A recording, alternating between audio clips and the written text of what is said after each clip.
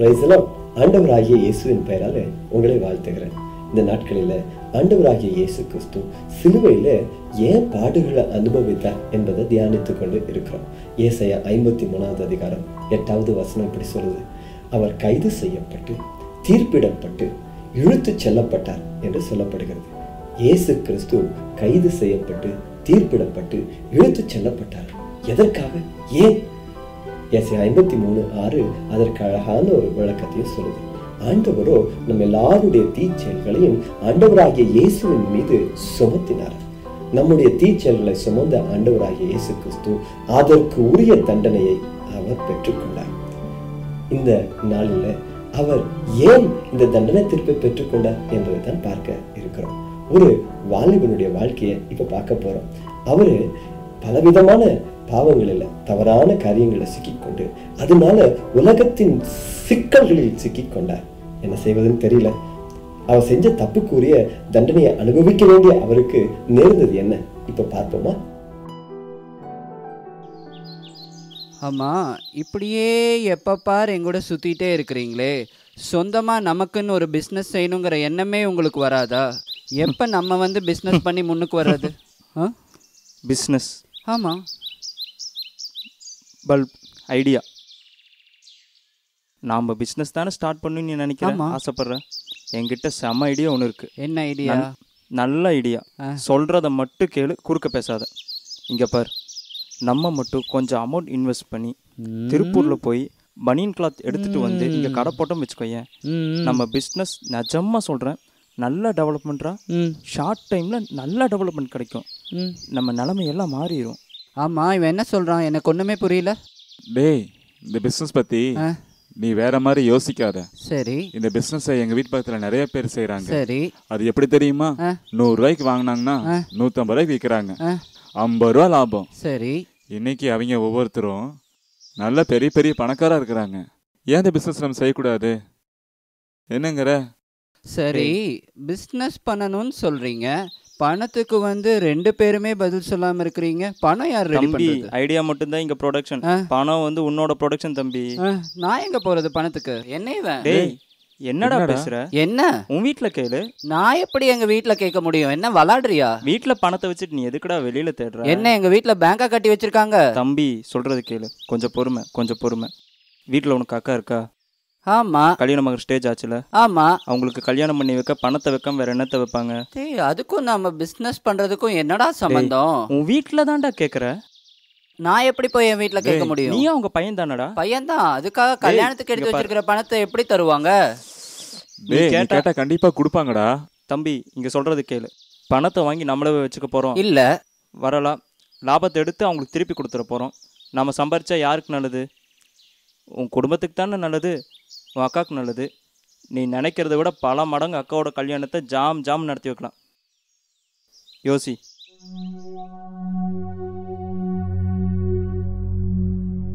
சரிடா, நான் கேட்டு பார்க்குறேன். கிடைக்கலன்னா தெரியல எனக்கு, கிடைக்குமா கிடைக்காதான் தெரியல எனக்கு. கண்டிப்பா கிடைக்கும், நம்ப. முயற்சி செய்யறேன். சரியா? ஆமா, பொண்ணுக்கு கல்யாணம் பண்ணலான்னு சொல்ற, எங்க இருக்குது பணம்? அதாங்க பேங்க்ல 2 லட்சம் வச்சிருக்கீங்கல்ல. அட, அதையெல்லாம் வச்சு ஒன்றும் பண்ண முடியாது, சரியா? வாடா, இங்க பாரு, நான் சொல்லிட்டேன், அப்புறம் உன் இஷ்டம். நீ யோசிச்சு பாரு, இதெல்லாம் சாத்தியமான்னு பாரு. அப்பா. என்னடா, என்ன விஷயம் சொல்லு. அப்பா, அது நான் ஒரு பிஸ்னஸ் ஸ்டார்ட் பண்ணலான்னு நினைக்கிறேன். பிஸ்னஸ்? எத்தனை நாளாக உன்னை நான் வேலைக்கு போக சொல்லிட்டு இருக்கிறேன். நான் அதையெல்லாம் விட்டுப்பட்டு இப்போ பிஸ்னஸ் நிற்கிறியா நீயே? அப்பா, இந்த பிஸ்னஸ் பண்ணால் நல்ல ஒரு லாபம் கிடைக்கும்ப்பா. கட்டாயம் நம்ம சூழ்நிலை மாறிடும். ஆமாம், பிஸ்னஸ் சும்மா நிற்கிறியே, எங்க காசு யார்ட்டு இருக்குன்னு நினச்சிட்டு இருக்கிற நீ? சொல்றா, எங்கடா இருக்குது காசு? அதான் பேங்க்ல இருக்குல்ல, அதை கொடுங்க. இங்க பாரு, உனக்கு அக்கான்னு ஒருத்தி ஞாபகம் இருக்கா? அவ கல்யாணத்துக்கு சேர்த்து வச்ச பணம் அது. அதையெல்லாம் கேட்காத நீ.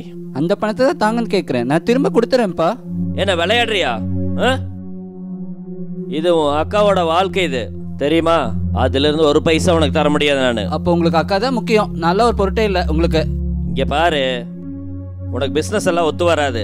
விட்டுரு இதோட இந்த பேச்ச, சரியா? வேற பொழப்பு இருந்தா போய் பாரு, போ.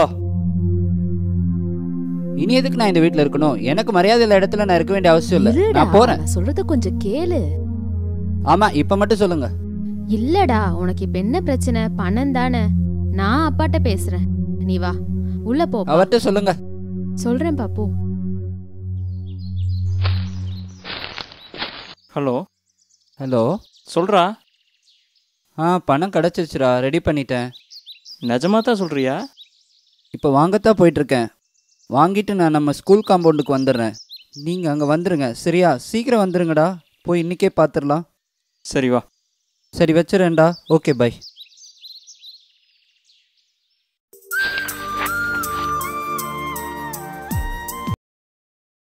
ஹலோ. சார், நான் டேவிட் பேசுகிறேன் சார். டேவிட்டா? எந்த டேவிட்டுங்க? சார், உங்கள் வீட்டு பக்கத்தில் இருக்கிற டேவிட் சார். ஓ சரி சரி, சொல்லுங்கள் தம்பி, என்ன விஷயம்? ஒன்றும் இல்லை சார், ஃப்ரெண்ட்ஸ் எல்லாம் சேர்ந்து ஒரு பிஸ்னஸ் பண்ணலான்னு ஐடியா பண்ணோம் சார். அதான் உங்கள் ஹெல்ப் கொஞ்சம் இருந்துச்சுன்னா. அதுக்கு நிறையா செலவாகுமாப்பா? என் ஃப்ரெண்டு தான் சார், ஒரு 2 லட்ச ரூபா ரெடி பண்ணியிருக்கேன் சார். 2 லட்சமெல்லாம் பத்தாது, குறைஞ்சது 5 லட்சம் இருந்தால் தான் சரியாக இருக்கும். ப்ளீஸ் ஏதாவது பண்ணி கொடுங்க சார். சரிப்பா, நீங்கள் வாங்க, எங்கள் ஆஃபீஸ்க்கு வந்து பாருங்கள், வாங்க. Thank you sir. சரிப்பா.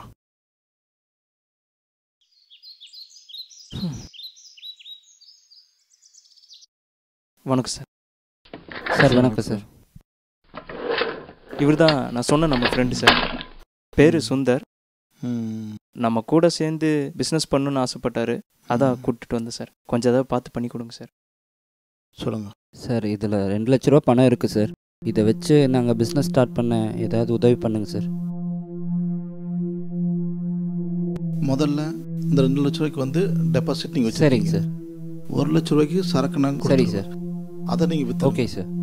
அதை விற்று நீங்கள் அதில் வர லாபத்தை வச்சுக்கோங்க. மீதி அதில் வர பணத்தில் லாபத்தில் எங்கிட்ட சரக்கு வாங்கி. சரிங்க சார்.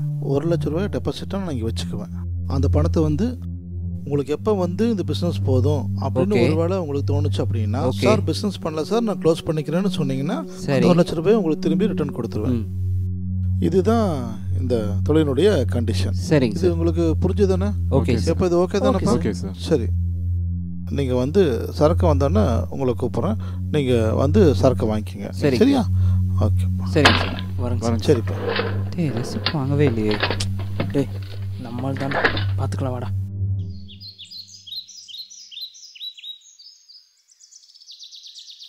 ஹலோ. ஹலோ சார், நான் டேவிட் பேசுகிறேன் சார். சொல்லுப்பா. சார், இது ஃப்ரெண்டு முந்தின வாரம் நாங்கள்லாம் சேர்ந்து வந்து பணம் கொடுத்துருந்தோம் சார்.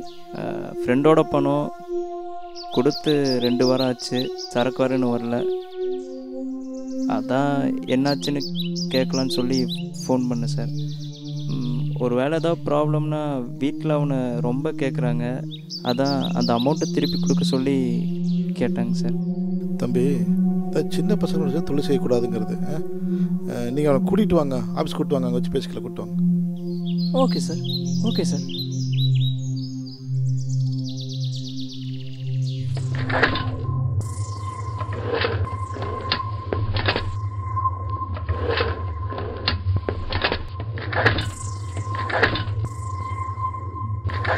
சார்.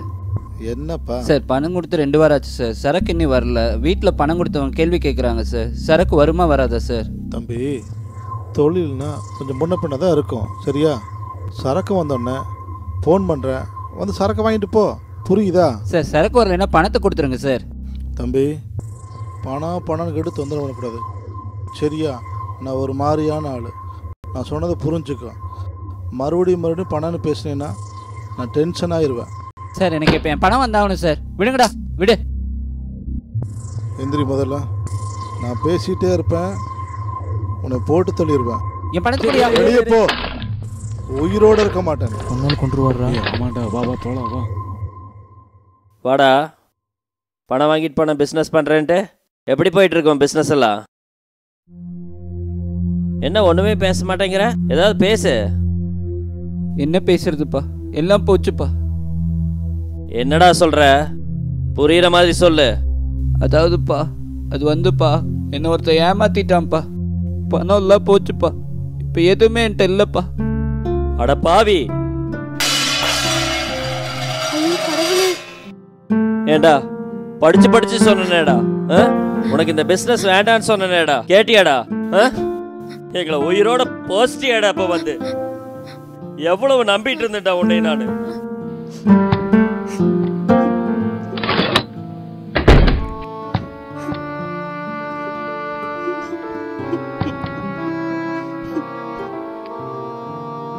அக்கா கதவு தரக்கா, நான் சொல்றத கொஞ்சம் கேளு. ஒரு நிமிஷம் கதவு தர.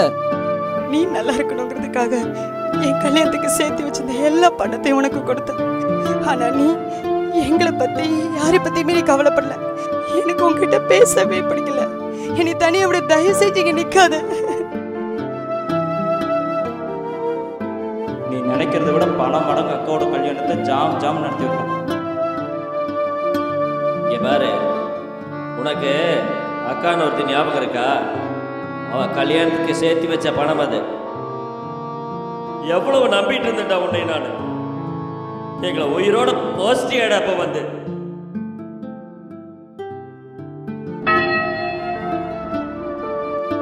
நீ நல்லா இருக்கணுங்கிறதுக்காக என் கல்யாணத்துக்கு சேர்த்து வச்சிருந்த எல்லா பணத்தையும் உனக்கு கொடுத்தேன். ஆனா நீ எங்களை பத்தி யாரை பத்தியுமே நீ கவலைப்படல.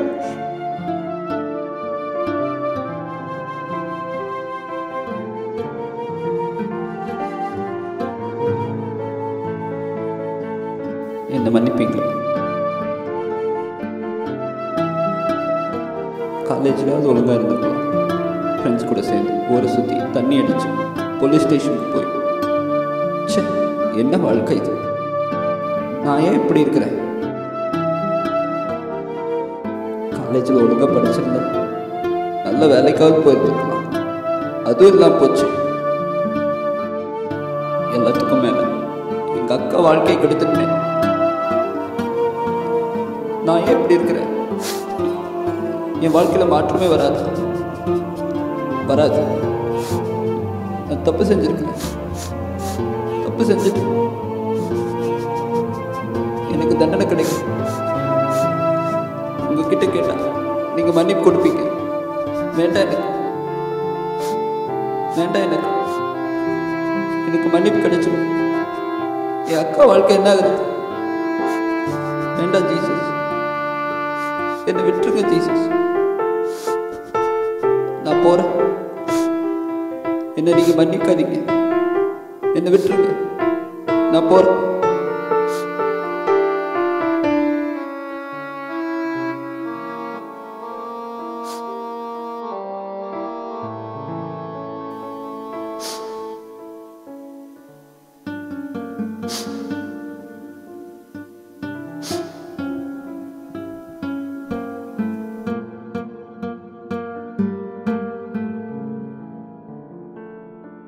ஆண்டவரோ நம் அனைவரின் தீச்செயல்களையும் அவர் மேல் சுமத்தினார்.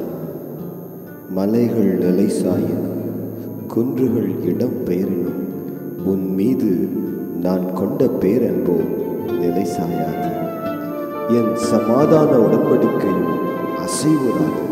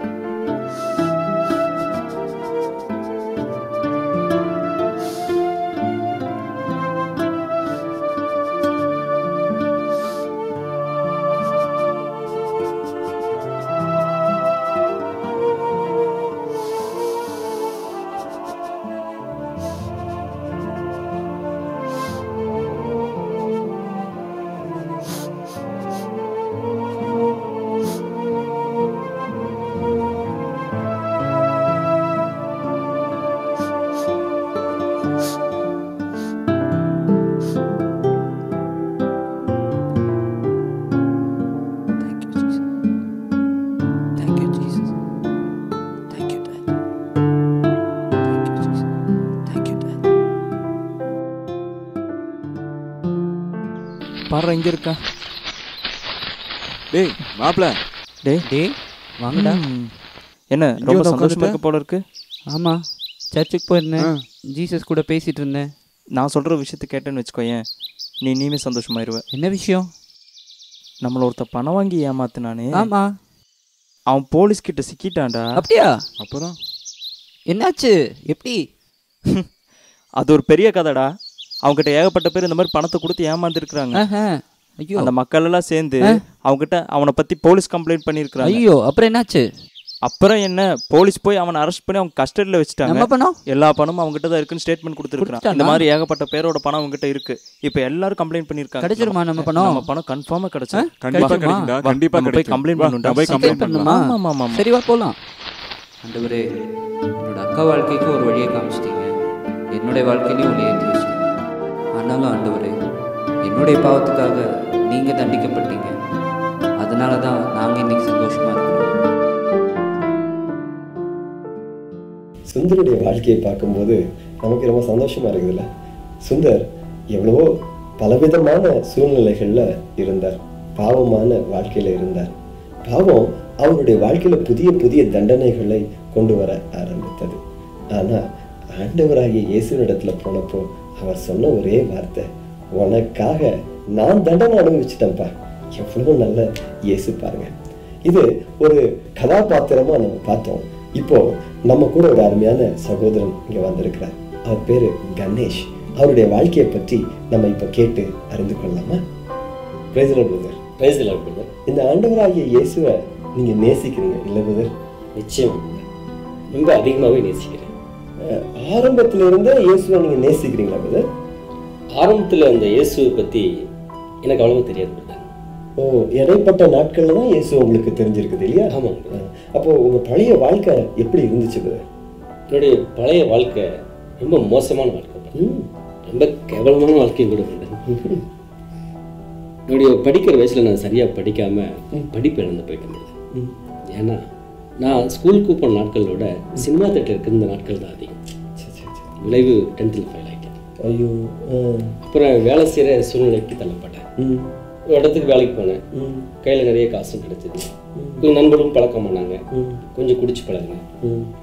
அப்புறம் தண்ணி அடிக்கிறவங்களோட சேர்ந்து தண்ணி அடித்தேன், கஞ்சா வைக்கிறவங்களோட சேர்ந்து கஞ்சா அடித்தேன், சாரா வைக்கிறவங்களோட சேர்ந்து சாரா அடித்தேன், போதை மாத்திரை, போதை ஊசி, இப்படி 24 மணி நேரம் போதையே வாழ்க்கையாகி போச்சு.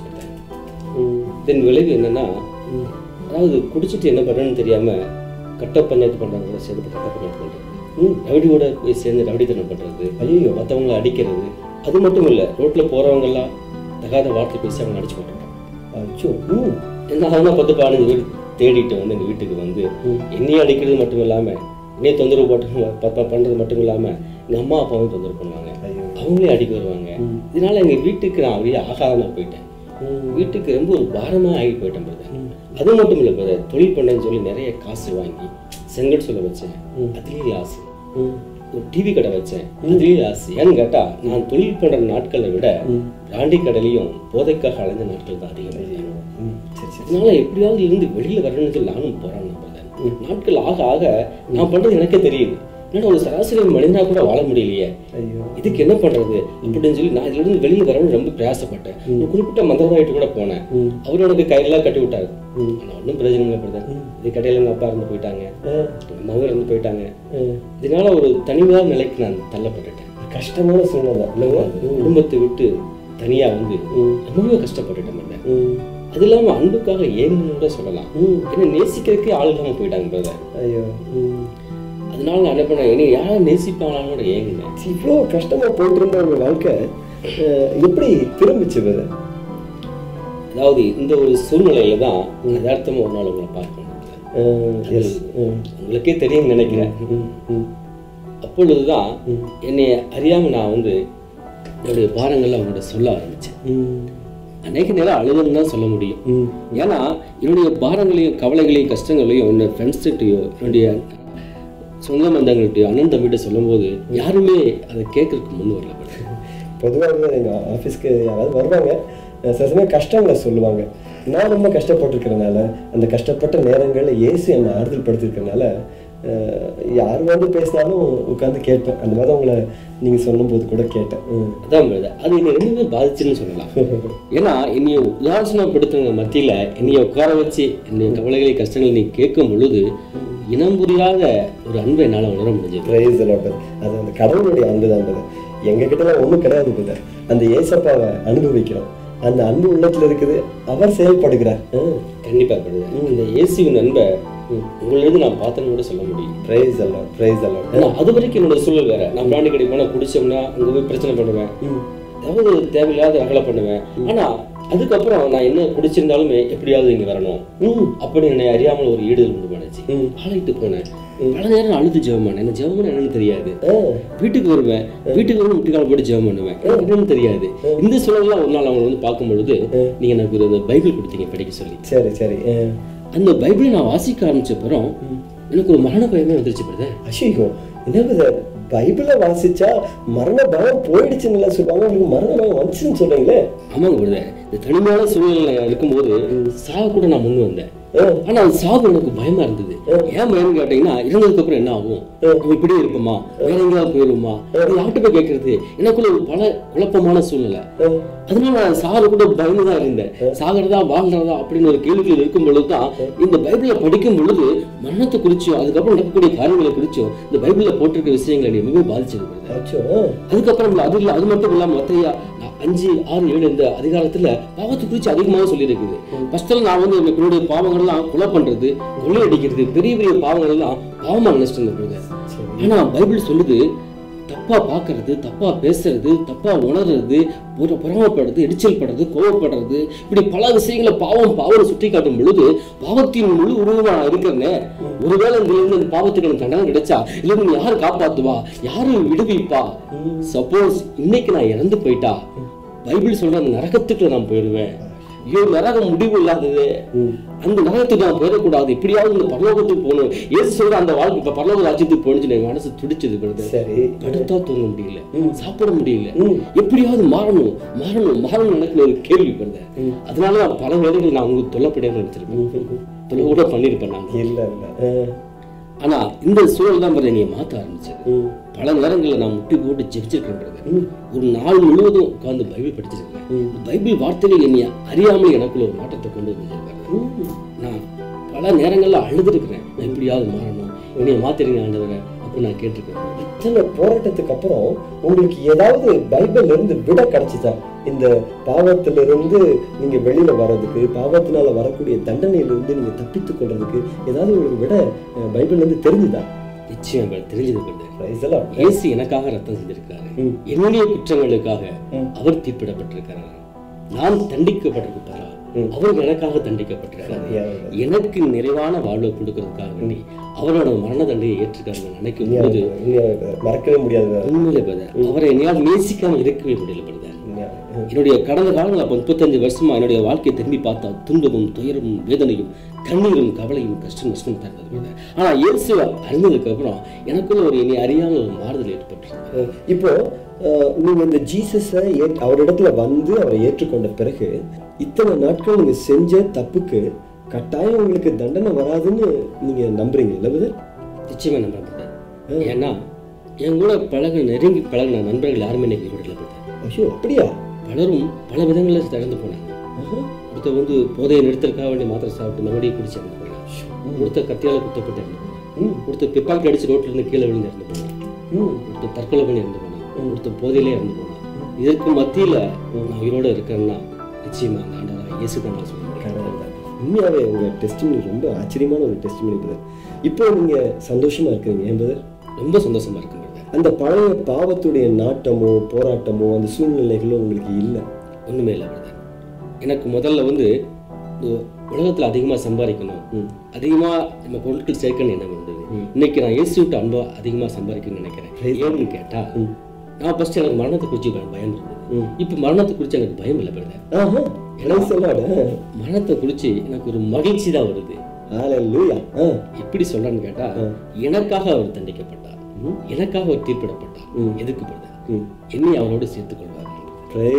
நான் இருந்தாலும் அவரோட இருப்பேன்னு சொல்ல இருப்பேன் அப்படிங்கிற நம்பிக்கை எனக்கு நிச்சயம் இருக்கப்பட்டது. நமக்கு இருக்கக்கூடிய ஒரு பெரிய மகிழ்ச்சி அதுதான். இந்த பூமியில எவ்வளோ கஷ்டப்படலாம், எவ்வளோ காரியங்களை இயேசுக்காக கொடுக்கலாம். ஆனால் கடைசியா அவர் இடத்துல நம்ம போய் சேர்றதுக்கு கடவுள் எவ்வளோ பெரிய பாக்கியத்தை நமக்கு கொடுத்துருக்கிறார். இயேசு நமக்காக இந்த பூமியில தண்டிக்கப்பட்டு எவ்வளோ கஷ்டப்பட்டு நமக்கு இதை சம்பாதித்து கொடுத்துருக்காரு.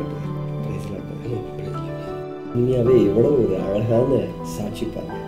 இன்றும் நம் இயேசு உயிரோடு வாழ்கிறார்கள். அவருடைய வாழ்க்கையில செய்த பாவத்துக்கு தண்டனையை ஆண்டவராகிய இயேசு கிறிஸ்து 2000 வருஷத்துக்கு முன்னாடியே அடைந்து தீர்ந்து விட்டார். இன்னைக்கு அவர் விடுதலையும் பெற்றுக்கொண்டார். இவருடைய வாழ்க்கையை பார்க்கும் போது எனக்கு ஒரு சம்பவம் தான் ஞாபகத்துக்கு வருது. ஒரு அருமையான தாயார் இருந்தாங்க. அவங்களுக்கு 2 குழந்தைகள் இருந்தாங்க. 2 பேரும் பசங்க. ஒருவரை பார்த்தா இன்னொருவர் பார்க்க வேண்டாம். நிறைய பேருக்கு குழப்பமே என்னன்னா அவங்களுடைய வித்தியாசத்தை கண்டுபிடிப்பது தான் பெரிய குழப்பமா இருந்தது. ஒருத்தன் பேர் ஜான், இன்னொருத்தன் பேர் பீட்டர். இந்த ஜான் அம்மாவுடைய பேச்சுக்கு கீழ்ப்படிந்து கடவுள் பக்தியோடு கூட வளர்ந்தான். பீட்டர் சின்ன வயசுலேயே திருட்டு, கொஞ்ச நாள் போக போக பெரிய பெரிய திருட்டுகளை செய்து தன்றோன்றி தனமாய் இருந்து கொண்டு இருந்தான். அவன் பெரியவன் ஆன போது ஒரு குறிப்பிட்ட வங்கியில திருட்டை செய்துவிட்டு தப்பி ஓடி வந்தான். தப்பி ஓடி வரத ஒருத்தர் பார்த்த போது என்ன செய்தான், அந்த ஆளை பிடித்து அதே இடத்துல கொலை செய்தான். கொலை செய்து அவன் தப்பி ஓடின போது சிலர் அவனை பார்த்து போலீஸுக்கு காட்டி கொடுத்து போலீஸ் இவனை பின்பற்ற ஆரம்பித்தது. இவன் அடிச்சு பிடிச்சு வீட்டுக்கு ஓடி வந்தான் பாருங்க. வீட்டுக்கு வந்து கதவை தட்டினான். கைகள்ல ரத்தம், ஆடையில ரத்தம். ரத்தத்தோடு கதவை தட்டின போது உள்ளுக்குள்ள இருந்த ஜான் ஓடி வந்தான். ஜான் எப்படிப்பட்டவன்னா ரொம்ப இரக்க சுபாவம் உள்ளவன், ரொம்ப அன்பானவன், கடவுள் பக்தி உள்ளவன். அவனுடைய தம்பியை ரொம்ப நேசிச்சான். அவனும் அவங்க அம்மாவும் சேர்ந்து அவன் தம்பிக்கு எவ்வளோ அட்வைஸ் பண்ணாங்க. எவ்வளோ நாட்கள் கடவுளத்தில் ஜெபிச்சிருக்கிறாங்க. ஆனால் பாருங்க, இப்படி ஒரு காரியத்தை செஞ்சுட்டு அவன் வந்து கதவை தட்டின போது ஜான் வந்து கதவை திறந்தான். இவனை பார்த்த உடனே ஜான் பதறி போனான். டேய், என்னடா பண்ணிட்டு வந்த என்று சொல்லி அவனை கேட்டான்.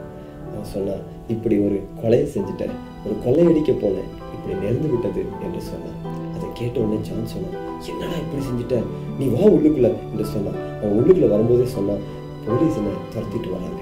உடனே ஜானுக்கு ஒரு நல்ல ஒரு ஆலோசனை தோன்றியது. என்னன்னா, உடனே அவன் சொன்னான், பீட்டரை பார்த்து, பீட்டர் உன்னுடைய சட்டையை கலட்டு கீழே போடு, நீ பாத்ரூம்குள்ள ஓடி போய் நின்னுக்க என்று சொன்னான். அவனும் அதே போல சட்டையை கலட்டி கீழே போட்டுட்டு பாத்ரூம்குள்ள ஓடி போனான். ஜான் பீட்டருடைய ஆடையை எடுத்து அணிந்து கொண்டான். அவன் கையில இருந்த கத்தியை இவன் வாங்கி கொண்டான்.